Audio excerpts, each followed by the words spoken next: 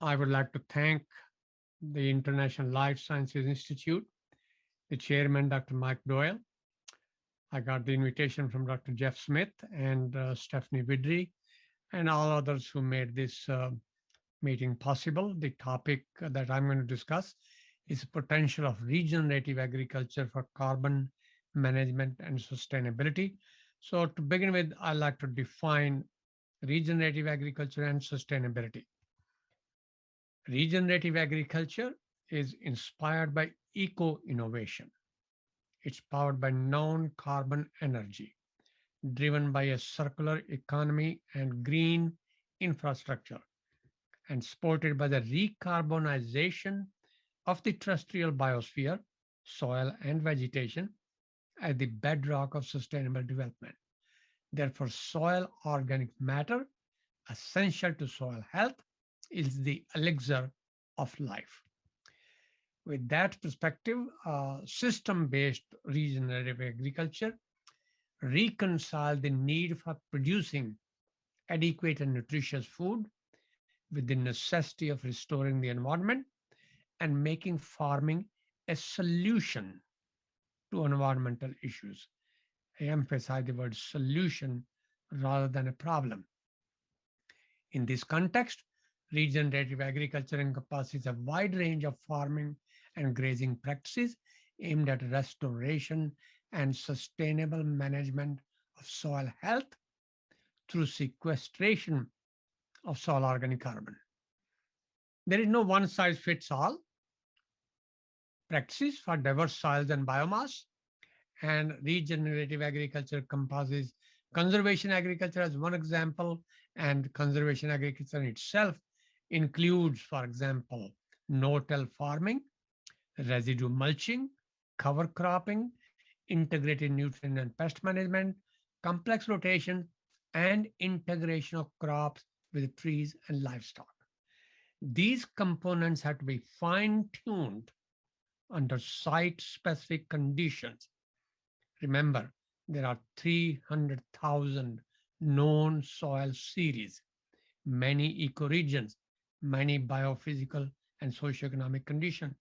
Even if you have only 5 components to combine for site-specific condition, to say that there is a one practice would be rather naive, but the principles are acceptable.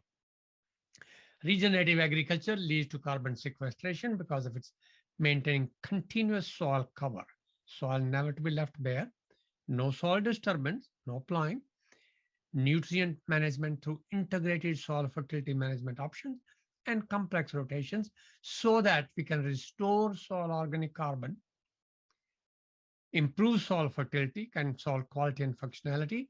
And that is what regenerative agriculture is all about. And the goal is to producing more from less, less chemicals, less water, less energy.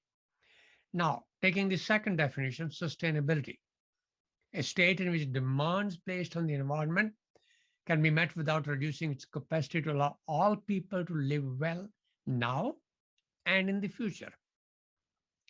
4 pillars of sustainability: environmental, economic, social, institutional, and these are all important. Therefore, sustainability is the integration or balancing of environmental, social, institutional, and economic issues. And I personally focus on environmental. Soil is a component of the environment. Therefore, sustainable development implies making people better off in an ethically sound way. And that is what stewardship is all about. Soil as a living entity is the basis of all life. In fact, Charles Kellogg of USDA said there can be no life without soil and no soil without life. They have evolved together. And I like to go a step further. The rhizosphere, the soil root interface at nanoscale, is the only place in the universe where the death is resurrected into life when the microbe transform the dead organisms into minerals that are absorbed by plant roots and the life begins again. A healthy soil is rich in organic matter content. It has 25% of all terrestrial biodiversity in the surface layer of the soil. Therefore, rich organic matter content soil is a healthy soil. And what's a healthy soil? Soil's capacity as a dynamic and a biologically active entity. Biologically active entity within natural and managed landscape to do what? To sustain multiple ecosystem services such as net primary productivity, food and nutritional security. The word nutritional is very important. Biodiversity, water purification and renewability, carbon sequestration, air quality, and atmospheric chemistry. Elemental cycling. For what?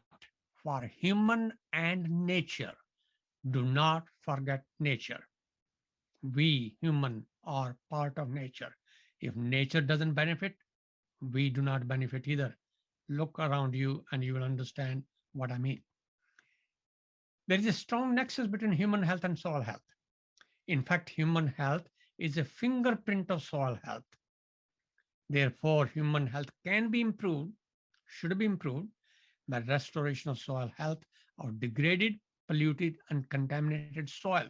One third of all soils globally are degraded, polluted, contaminated, eroded. It must be taken care of. And the substitute to bring new land rather than taking care of those which we have degraded is not a good one.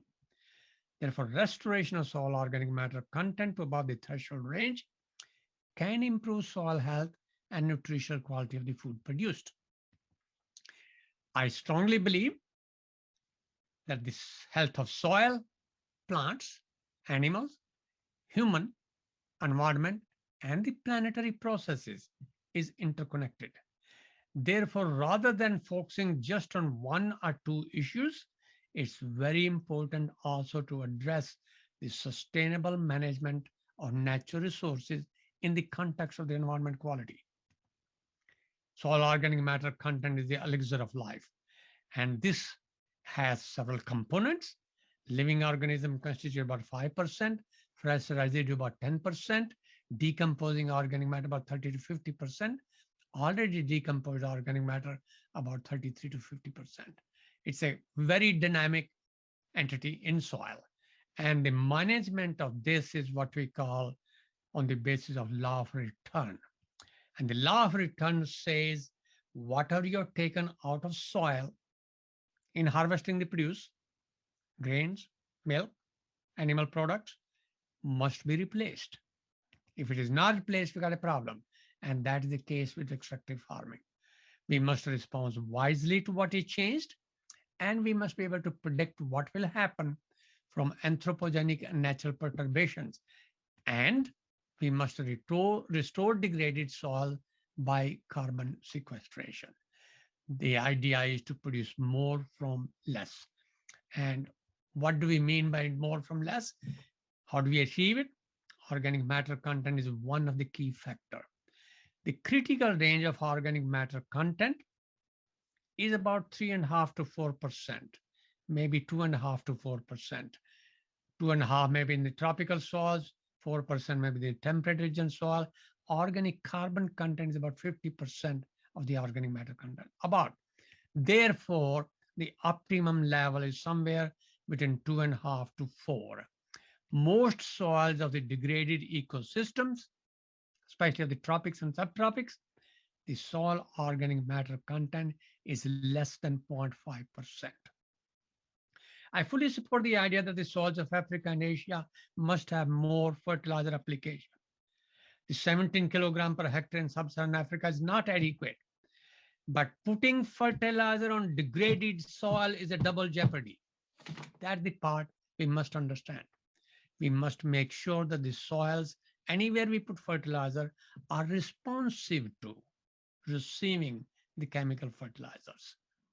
That is a part of creating a positive soil carbon budget, which means what we put into the soil through, for example, biochar, compost, cover crops, root biomass, crop residue must always exceed what is being lost from the soil by erosion. Very serious problem, leaching, decomposition, erosion and decomposition more. Unfortunately, in extractive farming practices adopted by most resource poor small landholders, most of the developing countries, we have the extractive system leading to more losses than gains. Therefore, soils are continuously being degraded. And if due to degraded soil, we try to improve, restore organic matter content, for example, those which have a 0.5%, and we add organic matter content in the root zone by 1 metric ton per hectare, for everything else remaining the same. The nitrogen fertilizer, the other inputs, tillage system, residue management, varieties, the yield of different crops can be increased somewhere between 100 to 300 kilogram per hectare for maize, 20 to 50 for soybean, 20 to 70 for wheat, rice, sorghum, millet, all crops, including the root crops.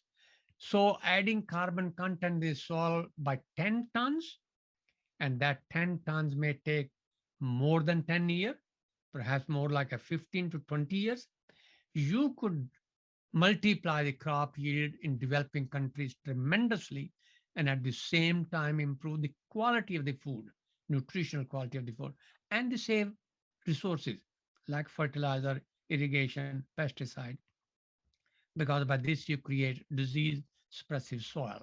So the slogan in developing countries should be CNPK. Yes, NPK are needed, absolutely. But if C goes before them, then the need for NPK progressively decreases over time. The use efficiencies of nitrogen, especially, which right now is maybe 25, 30% under ideal condition, best scenario, can go up, and the rate of application of chemical can go down. By having high soil biodiversity, because carbon is the food of the microorganism and macro and mesoorganism, soils become disease suppressive, and therefore they do not also need as much pesticides. And this is the concept of C and PK through cover crop, residue mulching, uh, and integrated system of soil fertility management. Therefore, there is a time for a paradigm shift to transformation of US and UN and worlds and any country you like food production system. The green revolution, seed centric and based on fossil fuel inputs of fertilizer, pesticide, tillage, irrigation, is definitely feeding 90% of the world population of 7.7, 7.8 billion people. Without green revolution, about 50% of the world population would probably have starved. However, dependence on fossil fuel based inputs and their environmental ramification cannot be ignored, must be addressed. Fossil fuel emission from 1750 to 2019 are about 445 gigaton. Combine those with soil and vegetation, total 575 gigaton since 10,000 BCE when agriculture began, is the principal cause of the anthropogenic climate change, air pollution, water contamination, biodiversity loss, ocean acidification, and other environmental problems. We cannot ignore them. They have to be addressed. And yet, 1 in 11 people is prone to hunger, and 2 to 3 in 7 are prone to hidden hunger, malnutrition. And the pandemic has aggravated that problem by another perhaps 130 plus million people who are affected by disruption in food supply chain. Therefore, the humanity is at a crossroads and faced with the challenge of reconciling the need for sustaining food production with the necessity of restoring degraded ecosystems and improving the environment through adoption of regenerative agriculture, which I've defined what it is. Therefore, the 20th first century green revolution now, the second green revolution, should be soil-based, soil resilience, so that the need for pesticides, herbicides, fertilizer can be decreased over time. Remember, I'm not about eliminated altogether. Some may be needed because we certainly have soil which do not have enough nutrients, but manage them judicially because of the soil health management, through the soil health management. It must be ecosystem based, eco efficiency of the inputs improved, and it has to be science driven, which is the very important part. And of course, soil and agriculture and forestry and landscape have to become a carbon sink. We have lost quite a lot of carbon over the last 10,000 years since the agriculture began. We can restore the carbon back into the terrestrial biosphere. Here is an example of an improved system. You got a plant, which obviously can be used with a deep root system, has a larger biomass compared to dwarf varieties, which we were talking about in the 60s. And with less root biomass, we want more root biomass, more above ground biomass. And yet we should be able to communicate with the plant through molecular based signal emitted when the plant is under stress. And that way we can save quite a lot of problem which may happen when we do not understand that the plant was going through some issues that need to be addressed. And this should be combined with no-till, with mulch farming, with cover cropping, and of course, integration of crops with trees and livestock so that the recycling of nutrients can happen. And through addition of biomass to the critical level that I was talking about, 3.5 to 4%, soil can become disease suppressive. They have very high activity of the microorganism. And if some additional nutrients are needed, this is a very important part. I'm not saying they are not needed.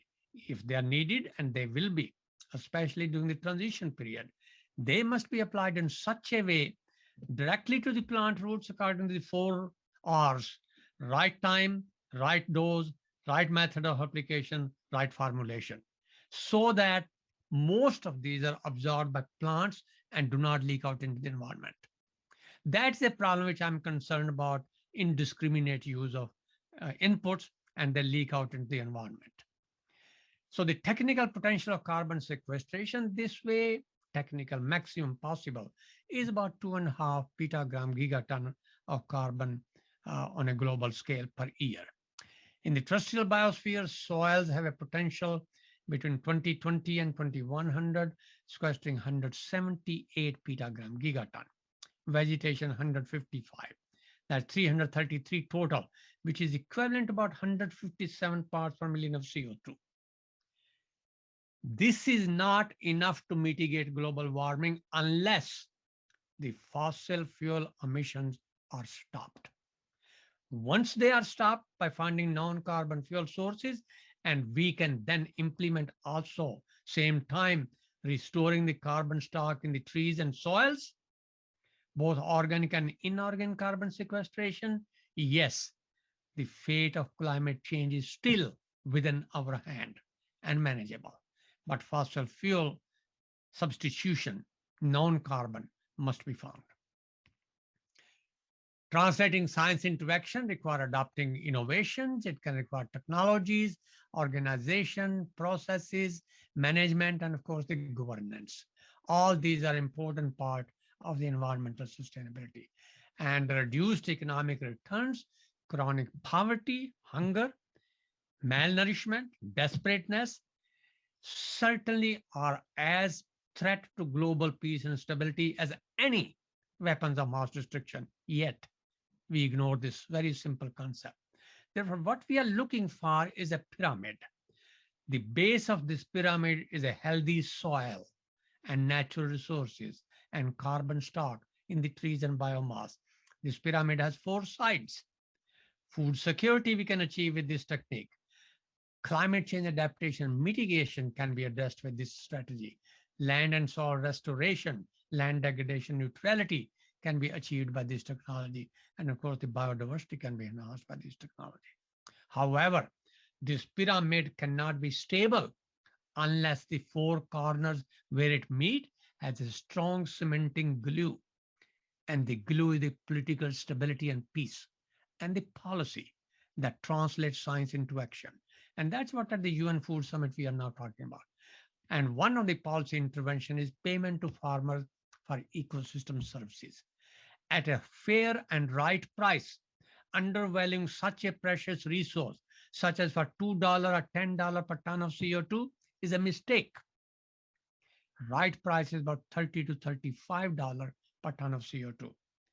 If the carbon dioxide injection from the industrial output into the ground 1 mile below takes $50 per ton of CO2. Why are we trying to undermine the payment to the farmers, ranchers, and foresters?